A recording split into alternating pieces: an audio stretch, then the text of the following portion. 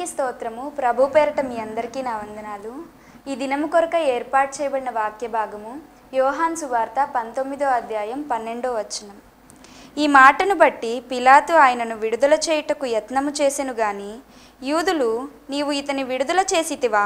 కైసరునకు స్నేహితుడవు కావు, తాను రాజునని చెప్పుకొను ప్రతివాడును కైసరునకు విరోధముగా మాట్లాడుచున్నవాడే అని కేకలు వేసిరి. ఆమేన్. దేవునికి స్తోత్రం. Good morning, praise the Lord, hallelujah, మారనాథా, షాలోమ్. ప్రభు మిమ్మల్ని దీవించును గాక. Have a great day, have a nice day.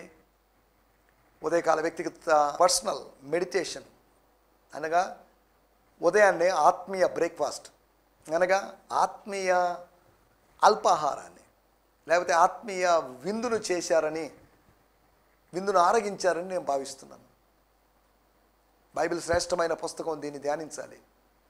News paper కన్నా ముందు, ఇంకా చెప్పాలంటే మీ బెడ్ కాఫీ కన్నా ముందు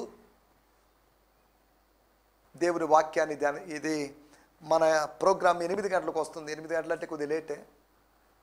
అలాగని కార్యక్రమం ఒకళ్ళు 6 గంటలకు పెడితే మరీ ఎర్లీగా అవుతుందేమో, జనాలు లేస్తారో లేదో, వ్యక్తిగతమైన ధ్యానానికి దెబ్బ తగులుతుంది, బాధిస్తుంది అనే ఉద్దేశంతో 8 గంటల సమయాన్ని నేను ఎన్నుకుంది. దేవుని స్తోత్రం. రండి మనం దేవుని వాక్యాన్ని ధ్యానించుకుందాం. యోహాను సువార్త 19వ అధ్యాయము 12వ వచనం. Gospel according to John 19th chapter verse 12. ఈ మాటను బట్టి పిలాతు ఆయనను విడుదల చేయుటకు యత్నము చేసెను గాని యూదులు, నీవు ఇతని విడుదల చేసితివా? కైసరునకు స్నేహితుడవు కావు, తాను రాజునని చెప్పుకొను ప్రతివాడును కైసరునకు విరోధముగా మాట్లాడుచున్నవాడే అని కేకలు వేసిరి. After this Pilate sought to release him, but the Jews cried out saying, if you release this man, you are not Caesar's friend. Everyone who makes himself a king opposes Caesar. దేవుని స్తోత్రం. అనగా మనకు తెలిసిన విషయము 11వ వచనములో, నా మీద నీకేం అధికారం లేదు, అధికారం ఉందనుకుంటున్నామో, అధికారం ఉందని అతిశయపడుతున్నామో, అది కుదరదు. ఐఎమ్ డిఫరెంట్, నేను ఈ లోక సంబంధమైన వాడిని కాదు, ఈ లోక సంబంధమైన అధికారానికి నేను లోబడాల్సిన అవసరం లేదు అన్నట్టుగా ప్రభు మాట్లాడితే, దానికి రెస్పాన్స్గా ఏం జరిగింది అనే దాని గురించి ఆలోచిస్తున్నాను. చదువుతున్నాను. ఆ క్షణము నుండి పిలాతు యేసును విడుదల చేయాలని ప్రయత్నం చేశాడు. కానీ యూదులు ఇతన్ని, ఈ నేరస్తుడిని, ఈ యేసుని విడుదల చేస్తే నువ్వు చక్రవర్తికి అనగా కైసరుకి, అగస్టస్ సీజర్ అని చెప్పబడినటువంటి ఆ వ్యక్తికి మిత్రుడివి కావు, తాను రాజునన్న ప్రతి ఒక్కడు చక్రవర్తిని వ్యతిరేకించిన వాడవుతాడు అని కేకలు వేశారు. ఇక్కడ మన టైటిల్, ఎవరి స్నేహితుడివి?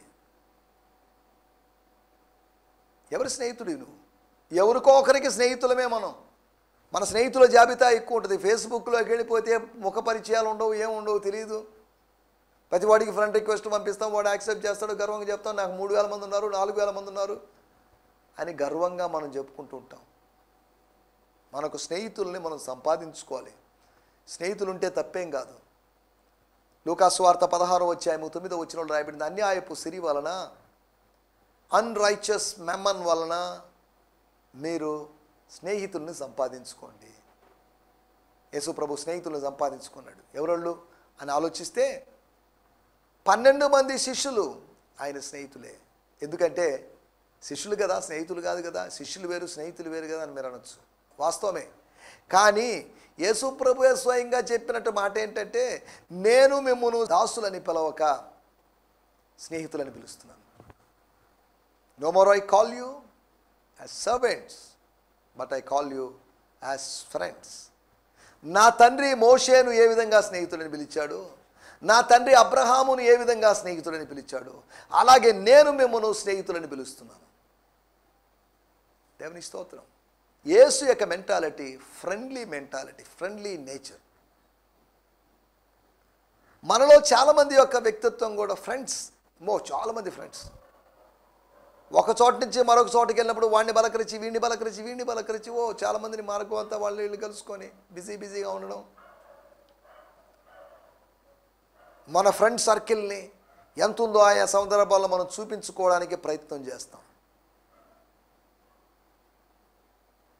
నువ్వు ఎవరి స్నేహితుడివి, అది టైటిల్. అసలు ఎందుకు ఈ ప్రశ్న? ఈ ప్రశ్న ఇలాగా యోహాను సువార్త 19వ అధ్యాయంలో లేదు, లేదా మనం చదువుకున్న 12వ వచనంలో లేదు. నీవు కైసరికి స్నేహితుడివి కాదు. స్నేహితుడే కాకపోతే శత్రువే. కైసరికి శత్రువు కావడం అనేది పిలాతుకి ఏమాత్రం నచ్చని విషయం. కైసరికి స్నేహితుడిగానే ఉండాలి. హీజ్ ద సుప్రీం అథారిటీ, ఒక పెద్ద అధికారి, తన మీద అధికారి, నంబర్ 1 పర్సన్. అనగా ఇజ్రాయెల్ దేశపు ఫస్ట్ సిటిజన్ చక్రవర్తి అనుకోవచ్చు, మొదటి పౌరుడు. అమెరికాలో రాష్ట్రపతి, లేకపోతే మన భారతదేశంలో రాష్ట్రపతి, లేకపోతే అమెరికాలో రాష్ట్రపతి, అమెరికన్ ప్రెసిడెంట్, అధ్యక్షుడు. మన భారతదేశంలోని రాష్ట్రపతి ఏ విధంగా మొదటి పౌరుడో అలాగే అతడు మొదటి పౌరుడు కావచ్చు. ఆ మొదటి పౌరుడు అంత అధికారం కలిగినటువంటి వ్యక్తి, ఆ వ్యక్తితో స్నేహం కోసం, కరచాలనం కోసం చేయి చాపేవాళ్ళు ఉంటారు, కానీ శత్రుత్వం కోసం ఖడ్గాన్ని చాపేవాళ్ళు ఎవరు ఉండరు. జనాలు లాజిక్గా మాట్లాడారు. అయ్యగారు, పిలాతయ్య గారు, మీరేదో అనుకుంటున్నారు కానీ విడుదల చేయాలని మాకు అర్థమవుతుంది. నీ టెక్నిక్లు ఏంటో అర్థమవుతుంది, నీ మోసం ఏంటో, నీ జిమ్మిక్లు ఏంటో మాకు అర్థమవుతున్నాయి. నువ్వు అతన్ని విడిపించాలని ప్రయత్నం చేస్తున్నావు. మేము ఎంత అరుస్తున్నా కానీ నువ్వు చేయాలనే ప్రయత్నాలు చేస్తున్నావు, కానీ అవి మేము ఒప్పుకోము, కుదరదు. ఆ కంఠంలో ప్రాణం ఉండగా ఇది కుదరదు, ఇతన్ని చంపాల్సిందే. ఇంతకుముందు ఎవరి విషయంలో కూడా ఇలాగా వాళ్ళు ప్రవర్తించినట్టు లేరు. ఎందుకో యేసు విషయంలో వాళ్ళు అలా రెబల్గా ప్రవర్తిస్తున్నారు. ఏ మాట్లాడినా కానీ ఇంకా ఇతరులకి మాట్లాడే అవకాశం ఇవ్వడం లేదు. వాళ్ళు అరుస్తున్నారు, కేకలేస్తున్నారు. వాళ్ళ కేకలు పిలాతుకు పిచ్చి పట్టించాయమనిపిస్తుంది. వీళ్ళని కంట్రోల్ చేయడం నా వల్ల కాదండి. ఒక సందర్భంలో వాగ్దాన దేశాన్ని, కనాను దేశాన్ని, పాలు తేనెలు ప్రవహించే దేశాన్ని వేగు చూడడానికి 12 మందిని పంపిస్తే 12 మందిలో 2 పాజిటివ్ రిపోర్ట్ తీసుకొచ్చారు, 10 మంది నెగిటివ్ రిపోర్ట్ తీసుకొచ్చారు. ఈ 10 మంది నెగిటివ్ రిపోర్ట్కి స్పందనగా ప్రజలందరూ ఏడ్చి గందరగోళం చేశారు. సమూహం అంతా ఏడ్చింది, జనసమూహం అంతా ఏడ్చింది, సంఘం అంతా, సర్వ సమాజం ఏడ్చింది. వాళ్ళని కంట్రోల్ చేసి వాళ్ళని నార్మల్ స్థితికి తీసుకుని రావడానికి కాలేబు, యెహోషువ టైం పట్టింది. అపోస్తుల కార్యములు 14వ అధ్యాయంలో కూడా మనం అలాగే చూడగలము. పౌలు, బర్నబాస్ అనేటువంటి వాళ్ళని సన్మానించాలని, గౌరవించాలని ఇలా భావించినప్పుడు వాళ్ళు చేసినటువంటి ప్రయత్నాలని ఆపడానికి చాలా ప్రయాసపడాల్సి వచ్చిందట ఆ దైవజనులకి. అరే బాబు, మాకెందుకయ్యా ఘనత, ఎందుకు ఈ హీరో వర్షిప్, మాకొద్దు. We are not celebrities, we are servants. మేము దాసులం మాత్రం, మమ్మల్ని ప్లీజ్ లీవ్ అస్, మమ్మల్ని దయచేసి వదిలిపెట్టండి, నెక్స్ట్ టైం మేము రాము అన్నట్టుగా. ఇలా చూడండి, ప్రజల యొక్క ఏడ్పును అదుపు చేయడానికి, ప్రజల యొక్క అభిమానాన్ని అడ్డుకోవడానికి, నియంత్రించడానికి, ప్రజల యొక్క ఆవేదనను అడ్డుకోవాలన్నా, ప్రజల యొక్క అభిమానాన్ని అడ్డుకోవాలన్నా, అంతేకాకుండా ప్రజల అల్లరిని అడ్డుకోవాలన్నా కష్టమే. ఈ కష్టమైన విషయం చేయడంలో పిలాతు ఫెయిల్ అయిపోయాడు. వాళ్ళ కేకలే గెలిచాయి అని సమదృక్పథ సువార్తల్లో, సినాప్టిక్ గాస్పల్స్లో మనం చూస్తున్నాం. దేవుని స్తోత్రం. మనం ఇక్కడ ఆలోచిస్తున్న విషయాల్లోకి వచ్చేద్దాం. నువ్వు ఎవరి స్నేహితుడివి? ఎవరికొకరికి స్నేహితుడివి, ఓకే. అలాగని అందరికీ స్నేహితుడిగా ఉండలేవు, అలాగని అందరికీ శత్రువులం కాలేము. కైసరికి స్నేహితుడివి కాదనేసరికి అమ్మో అలా అవుతుందా, అలాగైతే ఎందుకు వచ్చిన గొడవ, వద్దనుకున్నాడు. చూడండి 13వ వచనంలో స్పందన. ఈ మాటలు విని పిలాతు ఇంకేం మాట్లాడదలుచుకోలేదు, ఇంకేం చేయదలుచుకోలేదు. యేసును బయటకు తీసుకుని వచ్చి రాళ్ళు పరిచిన స్థలముందు న్యాయపీఠం మీద కూర్చుండెను. హెబ్రీ భాషలో ఆ స్థలమునకు గబ్బతా అని పేరు. ఇక వద్దనుకున్నాడు. ఇక సాగదీయడం, ఇక డ్రాగ్ చేయడం, ఇక నాంచడం, ఇక వేస్ట్, టైం వేస్ట్ అని అనుకున్నాడు. Okay, let it be. ఎప్పటికి ఇలాగే జరగనిద్దాం. నెక్స్ట్ విషయంలో, నెక్స్ట్ కేసు విషయంలో, నెక్స్ట్ వ్యక్తి విషయంలో ఇలా జరగకూడదు అన్నట్టుగా ఆయన ఆలోచించినట్టుగా అర్థం చేసుకోవాలి. దేవుని స్తోత్రం. హల్లెలూయా. మనం ఆలోచిస్తున్న విషయాలు ఏంటి అంటే, యేసు ప్రభు నీ విడిపించాలని ప్రయత్నం చేసి విఫలమైపోయినటువంటి, ఇక మరొక ప్రయత్నానికి అవకాశం ఇవ్వని విధంగా లాజిక్గా మాట్లాడారు. ఏమంటే మీరు ఒక మాట అడుగుతాము, మీరు కైసరికి స్నేహితుడిగా ఉంటారా, శత్రువుగా ఉంటారా? నీవు ఇతన్ని విడుదల చేసితివా, కైసరునికి స్నేహితుడు కాదు. ఇప్పుడు మా స్నేహితుడు అని మాకు తెలుసు.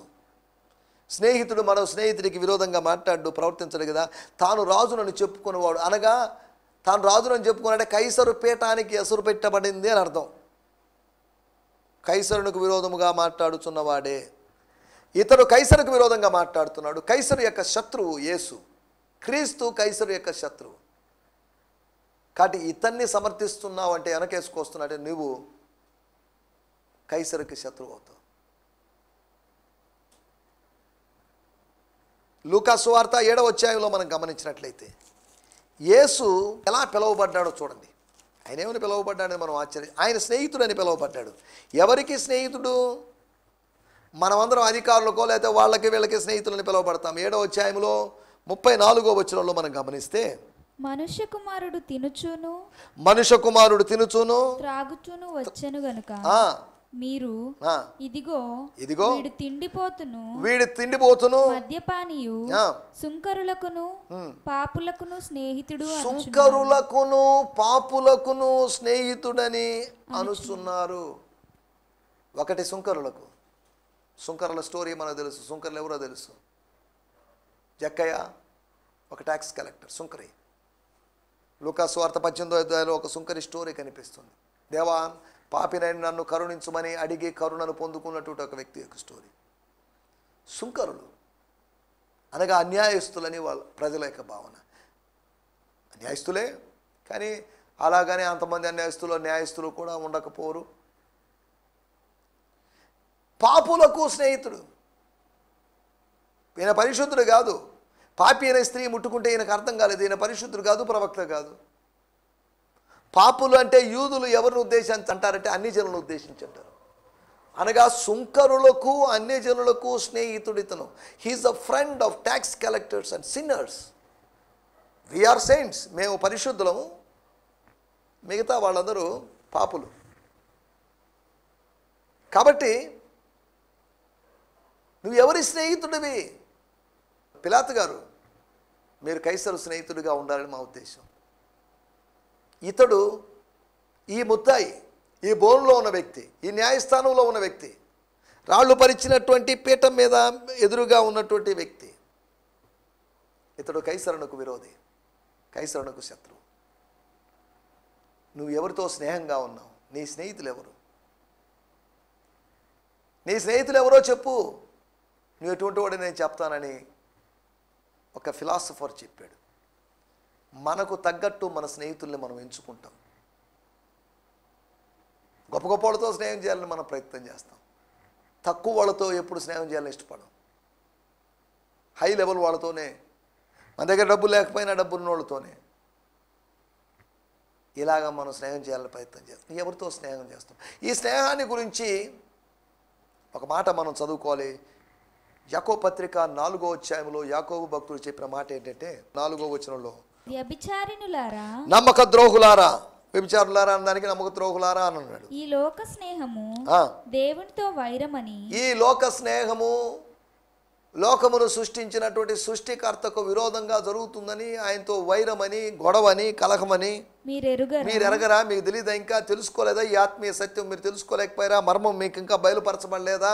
కాబట్టి ఎవడు ఈ లోకముతో స్నేహము చేయగోరును వాడు దేవునికి శత్రువగును. దేవుని స్తోత్రం. ఇక్కడ రాయబడిన మాటలు నేను చదువుతున్నాను. నమ్మక ద్రోహులారా, ప్రపంచంతో స్నేహం చేస్తే దేవుణ్ణి ద్వేషించినట్లని మీకు తెలియదా? ప్రపంచంతో స్నేహం చేయాలనుకున్నవాడు దేవునికి శత్రువు అవుతాడు. నమ్మక ద్రోహులారా, విశ్వాసఘాతకులారా, మీరు జీవిస్తున్నటువంటి ఈ పాప ప్రపంచంతో స్నేహం చేస్తే, పొత్తు కలిగి ఉంటే, చేతులు కలిపితే, రాజీ పడితే దాని అర్థం ఏంటో తెలుసా? దానికి 100 అర్థాలు లేవు, ఒకటే ఒక అర్థం ఉంది, దేవునికి శత్రువు అయినట్లు. ఏమా డేంజర్ ఇది! దేవునితో పోరాడడం, దేవునికి శత్రువుగా ఉండడం ప్రమాదకరం. దేవుని శత్రువుగా తెలియకుండా అవుతున్నావా? నాకేంటండి దేవుడి శత్రువు, అమ్మో దేవుడు నేను ప్రేమిస్తున్నాను అని నువ్వు చెప్పుకుంటానే తెలియకుండా, నీ జ్ఞానంతో సంబంధం లేకుండా, నీ ప్రమేయం లేకుండా దేవునికి శత్రువుగా మారిపోతున్నావేమో. ఆయన తన శత్రువులందరినీ చెదరగొడతాడు, శత్రువులందరినీ పొట్టులాగా గాలికి రేపివేస్తాడు. అలాగైతే దేవుని శత్రువుగా ఉంటే నువ్వు నీ ఉనికిని కోల్పోతావు అనే సంగతిని మర్చిపోకు. సరే, దేవునికి స్తోత్రం. హల్లెలూయా, హల్లెలూయా. వాక్య భాగాల్లోకి వద్దాం. ఒక 3 విషయాలు మీకు జ్ఞాపకం చేస్తాను. మనం ఎవరి స్నేహితులు, ఎవరికి స్నేహితులుగా ఉండాలి. కొంతమంది ఎవరికి స్నేహితులుగా ఉన్నారని దాన్ని మీకు గుర్తు చేస్తాను. ఇదే అధ్యాయంలో 12వ వచనం. ఈ మాటను బట్టి పిలాతు ఆయనను విడుదల చేయుటకు యత్నము చేసెను గాని యూదులు, నీవు ఇతని విడుదల చేసితివా, కైసరునకు స్నేహితుడవు కావు, కైసరునకు స్నేహితుడు కావు. దేవుని స్తోత్రం. కైసరు చక్రవర్తి అని మనం చెప్పుకున్నాం. అనగా అధికారులకు స్నేహితుడివి, అధికారులతో అనుబంధం కలిగిన వాడివి, అధికారులతో అనుసంధానం చేయబడిన వాడివి. అధికారులతో, ఈ లోకాధికారులతో. ఈ లోకాధికారులు తాత్కాలికమే. ఈ లోక అధికారులతో స్నేహం చేస్తున్నాం. చేయాలి, తప్పదు, చేయొచ్చు, తప్పేం లేదు. కానీ వాళ్ళ సిద్ధాంతాలకు మనం అమ్ముడు పోవడం, వాళ్ళ డబ్బుకు మనం దాసోహం కావడం, వాళ్ళ దగ్గర నుంచి ధనాన్ని ఆశించడం, ఇవన్నీ వాక్యానికి విరుద్ధమైన విషయాలు. ఒకటి, అధికారులకు స్నేహితుడిగా ఉన్నావు. ఎవరి స్నేహితుడివి నువ్వు? అందరికీ స్నేహితులం కాదు మనం. అధికారులకు స్నేహితుడిగా, ఒకే ఒక అధికారి, ఒకే ఒక రాజు అయినటువంటి కైసరుకు స్నేహితుడిగా ఉండాలని ఇష్టపడ్డాడు. ఎందుకు ఆయనతో ఉన్న రిలేషన్ బ్రేక్ చేసుకోవాలి? ఆయనతో ఉన్న సంబంధం ఎందుకు తెంపుకోవాలి? ఏదైనా మేలు జరగాలన్నా, మా ప్రాంతం యొక్క అభివృద్ధి జరగాలన్నా, వికాసం జరగాలన్నా, డెవలప్మెంట్ జరగాలన్నా ఆయనకు సహాయ సహకారం లేకపోతే కుదరదు కదా. ఉదాహరణ మీకు అర్థం కావాలంటే, రాష్ట్ర ప్రభుత్వం కేంద్ర ప్రభుత్వంతో గొడవ పడుతూ ఉందనుకోండి, కలహిస్తూ ఉందనుకోండి, అప్పుడు నిధులు రావు, అభివృద్ధి జరిగేటువంటి అవకాశం లేదు. అందుకని ఏం చేస్తుంటే కొన్నిసార్లు రాజీ పడిపోయి స్థానిక రాష్ట్ర ప్రభుత్వాలు కేంద్ర ప్రభుత్వాలతో రాజీ పడుతుంటాయి. సరే, దేవుని స్తోత్రం. హల్లెలూయా. ఒకటి, అధికారులకు స్నేహితుడిగా ఉన్నావా? రెండో విషయాన్ని నేను మీకు జ్ఞాపకం చేస్తాను. లూకా సువార్త 23వ అధ్యాయము 12వ వచనం. స్తోత్రం. అంతకుముందు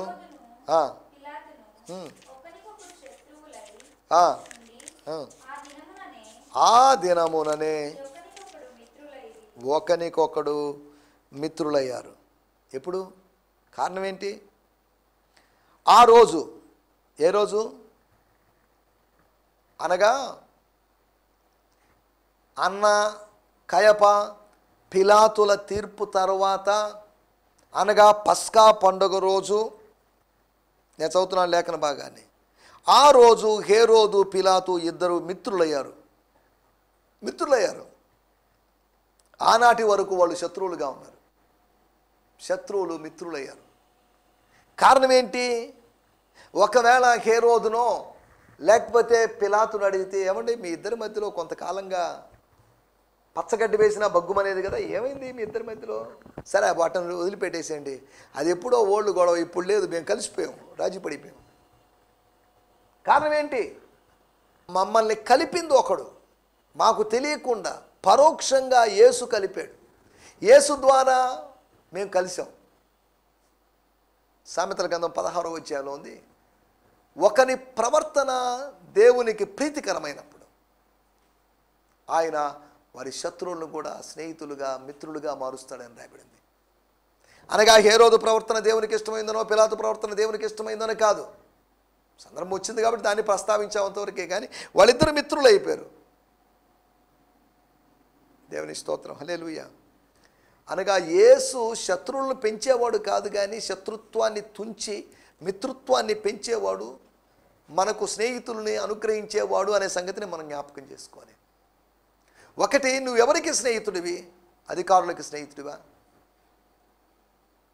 పిలాతులాగా అధికారికి స్నేహితుడివా? రెండోది, హేరోదు పిలాతుల యొక్క రీయూనియన్, వాళ్ళ పునః కలయిక, మరలా కలుసుకోవడం, పునః సమీకరణ, మళ్ళీ కలుసుకోవడం, సమాధాన పడడం అనేదాన్ని, సమాధానకర్త వాళ్ళని సమాధానపరిచాడు. అనగా భార్యాభర్తలాగా వాళ్ళు విడిపోయారని కాదు నా మాటల యొక్క ఉద్దేశం. విడిగా ఉన్న నిన్ను, ఇంకా చెప్పాలంటే పిలాతుకు హేరోదుకు మధ్యలో ఉన్న అడ్డుగోడను పడగొట్టాడు యేసుప్రభు. అక్షరార్థమైన అడ్డుగోడ ఉందని కాదు. ఏ విధంగా ఎఫెసీ పత్రిక 2వ అధ్యాయంలో యూదులకు అన్ని జనులకు మధ్యలో ఉన్న అడ్డుగోడ పడగొట్టబడిందో, శిలువ రక్తం చేత సంధి చేసి ఆయన వారి వైరాన్ని, వారి యొక్క ఎనిమిటీని తొలగించాడు, ఆ ఆత్మ సంబంధమైన గోడను పడగొట్టాడు. ఎరికో గోడను పడగొట్టిన వాడు పిలాతు హేరోదుల మధ్యలో ఉన్న అడ్డుగోడను కూడా పడగొట్టగలిగాడు. పిలాతు హేరోదులు తమకు తెలియకుండా తమ అడ్డుగోడలు కట్టుకున్నారు. శత్రుత్వపు అడ్డుగోడలు కట్టుకుంటే దేవుడు యేసు ప్రభు ఆ అడ్డుగోడలను పడగొట్టి మిత్రత్వపు వారధిని కట్టాడు, వంతెన కట్టాడు అని అర్థం చేసుకోవాలి. దేవుని స్తోత్రం, హల్లెలూయా. రెండో విషయం, నువ్వు శత్రువులకు స్నేహితుడివా? ఒకటి, అధికారులకు స్నేహితుడివా? రెండవది, శత్రువులకు స్నేహితుడివా? సిలువకు కొంతమంది శత్రువులుగా ఉన్నారని అపోస్తలుడైన పౌలు ఫిలిప్పీ పత్రిక 3వ అధ్యాయం అంటాడు. కొంతమంది సిలువకు శత్రువులుగా నడుచుకుంటున్నారు. ఈ శత్రువులకి స్నేహితుడివా నువ్వు? లోకస్తులతో రాజీ పడిన వ్యక్తివా? Are you compromised with the worldly people or carnal people? స్నేహితులు కావాలి, మన స్నేహితులను పోగొట్టుకోమని కాదు. అదే సందర్భంలో కొన్నిసార్లు నమ్మక ద్రోహులైనటువంటి స్నేహితులను పోగొట్టుకోవాల్సిన అవసరం ఉంది. 12 మంది శిష్యుల్లో ఒకతన్ని యూదా ఇస్కరియోతును పోగొట్టుకున్నాడు. స్నేహితులని పిలిచాడే, చెలికాడని పిలిచాడే, అన్నీ బాగానే ఉన్నాయి, కానీ పోగొట్టుకున్నాడు. He lost one man, the son of perdition, నాశనమైన పుత్రుణ్ణి, నాశనము కొరకు పుట్టిన పుత్రుణ్ణి, నశించిపోతున్నటువంటి తనయుణ్ణి, నశించిపోతున్నటువంటి నరకపు తనయుడు అతను. సన్ ఆఫ్ హెల్, నరకపు పుత్రుడంట.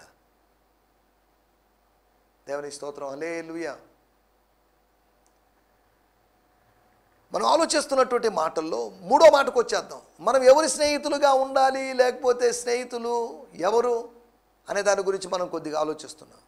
మార్కు సువార్త 15వ అధ్యాయము 15వ వచనం. పిలాతు జనసమూహమును సంతోషపెట్టుటకు మనసు గలవాడై, పిలాతు జనసమూహాన్ని సంతోషపెట్టుటకు మనసు కలిగిన వాడై వారికి బరబ్బను విడుదల చేసి యేసును కొరడాలతో కొట్టించి సిలువ వేయని అప్పగించెను. దేవుని స్తోత్రం. ఆ ప్రజల గుంపును ఆనందపరచాలని, he want to please the people. ఆ ప్రజల గుంపును, ఆ మాబ్ని, ఆ కేకలు వేస్తున్నట్టు గుంపుని, ఆ వెర్రి మోకని, ఆ అన్య జనుల కన్నా ఘోరంగా ప్రవర్తిస్తున్నటువంటి ఆ గుంపుని, ఆ ప్రజల గుంపును ఆనందపరచాలని వాళ్ళు అడిగినట్లు బరబ్బను విడుదల చేశాడు. కొరడా దెబ్బలు కొట్టి సిలువకు వేయమని యేసును భటులకు అప్పగించారు, సైనికులకు అప్పగించాడు, సిలువ వేయడానికి అప్పగించారు. చూడండి, ప్రజలకు స్నేహితుడా? ఈ రోజులో ఎవరిని పోగొట్టుకోవడం ఎవరికి ఇష్టం లేదు, కానీ తెలియకుండా కొంతమంది పోగొట్టుకోబడుతుంటారు. తెలియకుండా మనం కొంతమందికి ఫ్రెండ్ రిక్వెస్ట్లు పంపిస్తాం, కొంతమంది తెలియకుండా మనల్ని అన్ఫ్రెండ్ చేస్తారు, లేదా మనమే కొంతమందిని అన్ఫ్రెండ్ చేస్తాం. అన్ని జనులైన వారిని, పాపులైన వారిని అన్ఫ్రెండ్ చేసి పరిశుద్ధులైన వారిని ఫ్రెండ్స్గా చేసుకోవాలి, వాళ్ళకి ఫ్రెండ్ రిక్వెస్ట్ పంపించాలి. దేవుని స్తోత్రం, హల్లెలూయా. ఇది ఫేస్బుక్ భాషలో మాట్లాడలేండి, ఆధునిక ప్రజలకి లేకపోతే యూత్కి బాగా అర్థమవుతుందని ఒక మాట చెప్పాను అంతవరకు. దేవుని స్తోత్రం, హల్లెలూయా. నా మాటలు నేను ఇక్కడ ముగిస్తున్నాను. మనం అర్థం చేసుకుంటున్న విషయాలు, ఒక బెదిరింపు లాంటి మాట, నో మీరు అలా చేయడం మాకు ఇష్టం లేదండి పిలాతు గారు, వి రెస్పెక్ట్ యూ, బట్ అతను ఎవరో తెలుసా? Is a rebel. వాళ్ళ అమ్మ పేరు మరియా. మరియా అంటే రెబల్, తిరుగుబాటుదారు. వాళ్ళు మిరియాం అనే మాటలోంచి మరియా వచ్చింది. తిరుగుబాటు అతని రక్తంలో ఉంది. ప్రతిదానికి తిరుగుబాటే, ప్రతిదానికి మొండితనమే, ప్రతిదానికి వాదులాట, ప్రతిదానికి మూర్ఖత్వం, ప్రతిదానికి డిస్కషన్. చూడండి, అని చెప్పలేదు కానీ అలా అన్నట్టుగా వాళ్ళు ప్రవర్తించారు. కాబట్టి మనం ఎవరి స్నేహితులం? ఒకటి, అధికారులకు స్నేహితులమా? రెండవది, శత్రువులకు స్నేహితులమా? మూడవది, ప్రజలకు స్నేహితులమా? ప్రజలను సంపాదించుకోవడానికి ప్రజల యొక్క మతాలతో, సిద్ధాంతాలతో, అభిప్రాయాలతో ఏకీభవిస్తూ ముందుకు సాగుతున్నామా? చెప్పుకోగలిగి ఉండాలి, మాకు అధికారులు ఎవరు స్నేహితులుగా వద్దు, మా శత్రువులు ఎవరు స్నేహితులుగా వద్దు, మాకు ప్రజలెవరు స్నేహితులుగా వద్దు, మాకు ప్రభువు స్నేహితులుగా ఉండాలి. అందుకనే ఒక భక్తుడు చక్కటి పాట పాడాడు, ప్రభువే నా స్నేహితుడు 10,000లో సుందరుడని. దేవుని స్తోత్రం. ప్రభువే మన స్నేహితుడు. The lord is our friend, lord is my shepherd, that's okay. ప్రభువే నా కాపరి, యెహోవా నా కాపరి, అది ఓకే. కానీ మనం ఇక్కడ ఆలోచన, the lord is my friend, ఆయన నా స్నేహితుడు. అబ్రహాము చెప్పగలడు, నాకు ఒక స్నేహితుడున్నాడు. మోషే చెప్పగలడు, నాకు ఒక స్నేహితుడున్నాడు. మిరియాముతో చెప్పగలడు, అహరోన్తో చెప్పగలడు, నాకు ఒక స్నేహితుడున్నాడు. అబ్రహాం తన కుమారుడైనటువంటి ఇస్సాకుతో చెప్పగలడు, I have a friend. What a friend we have in Jesus. యేసులో మనకంత మంచి స్నేహితుడు. యేసు మంచి స్నేహితుడు. ఆయన శత్రువు కాదు, ఆయన కోపిష్టి కాదు. ఆయన కోపం నిమిషం మాత్రం ఉంటుంది, ఆయన దయాయుష్కాలం ఉంది. దయచేసి తలలోంచండి, ప్రార్థన చేసుకుందాం. పరిశుద్ధమైన మా దేవా, మీరు మాకు వినిపించిన మాటల కొరకే మీకు వందనాలు. మేము ఎవరికి స్నేహితులుగా ఉన్నాం, ఎవరితో స్నేహంగా ఉన్నాం అనే విషయాలు ఆలోచించడానికి మీరు మాకు ఇచ్చిన అవకాశం కొరకే మీకు వందనాలు. అధికారులతో, శత్రువులతో, ప్రజలతో మేము స్నేహభావాలు కలిగి ఉండకూడదు. నీతో మాత్రమే సన్నిహిత సంబంధాన్ని, స్నేహభావాల్ని మేము కలిగి ఉండడానికి, స్నేహితులుగా ఉండడానికి, నీకు స్నేహితుడిగా ఉండడానికి, మెస్సియాతో స్నేహితుడిగా ఉండడానికి, మెస్సియాతో మైత్రి కలిగి ఉండడానికి, మెస్సియాకు మిత్రుడిగా మారడానికి మీరు మాకు సాయం చేయండి. తండ్రి మీకు వందనాలు. అధికారులతోనూ, శత్రువులతోనూ, ప్రజలతోనూ మాకు ఉన్నటువంటి స్నేహభావాలు, స్నేహబంధాలు అల్ప మాత్రమే ఉంటూ, కానీ నీతో ఉన్నటువంటి స్నేహబంధాలు శాశ్వతంగాను బలంగా ఉండగలుగుతూ సాయం చేయండి. మా చిరకాల స్నేహితుడా, మిమ్మల్ని స్తుతిస్తున్నాం. నువ్వు మా స్నేహితుడివి, యు ఆర్ అవర్ ఫ్రెండ్, మా ఆత్మీయ స్నేహితుడివి. అందరూ బట్టి మీకు వందనం చెల్లిస్తూ యేసుక్రీస్తు నామములోనే ప్రార్థించగలుగుతున్నాం తండ్రి, ఆమేన్. దేవుని స్తోత్రం. మీ అందరికీ వందనాలు. ప్రభు మిమ్మల్ని దీవించునుగాక. దేవుని చిత్తమైతే నెక్స్ట్ ఎపిసోడ్లో, అనగా రేపు ఉదయకాలం కలుసుకుందాం. హల్లెలూయా. ఈ సందేశము మీకు ఆశీర్వాదకరంగా ఉందని నమ్ముచున్నాము. ప్రార్థన అవసరతల కొరకు మమ్మల్ని సంప్రదించవలసిన మా చిరునామా గిద్యోన్ మిషన్ చర్చ్, 6వ వీధి, శాంతినగర్, నెల్లూరు 4, ఆంధ్రప్రదేశ్. పిన్ 524004. మా ఫోన్ నంబర్లు 7036443613 మరి ఒక నంబర్ 9392293010. మా ఈమెయిల్ ఐడి gfihmi2015@gmail.com. దేవుడు మిమ్మును ఆశీర్వదించునుగాక. ఆమేన్.